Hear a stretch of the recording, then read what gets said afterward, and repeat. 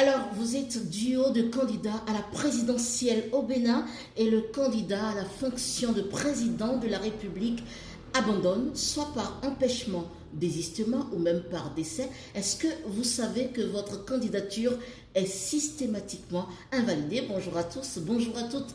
Bienvenue dans ce nouveau numéro de Nos Citoyens. Je suis Pisronyo et aujourd'hui je vous fais découvrir l'article 45 nouveau de la Constitution de la République du Bénin.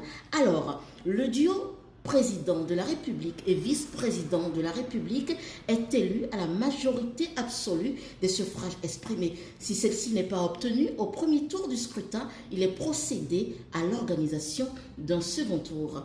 Sont admis au second tour les deux duos de candidats ayant recueilli le plus grand nombre de suffrages au premier tour de scrutin. En cas de retrait d'un duo, les duos suivants sont retenus dans l'ordre de leur classement après le premier tour.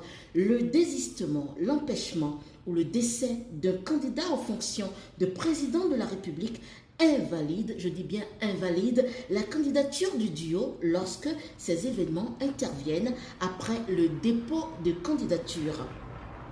En cas de désistement, d'empêchement ou de décès d'un candidat, cette fois-ci aux fonctions de vice-président de la République, après le dépôt de candidature toujours, le candidat aux fonctions de président de la République pourvoit si possible à son remplacement conformément aux conditions prévues à l'article 44 de la Constitution, excepté celles relatives au parrainage.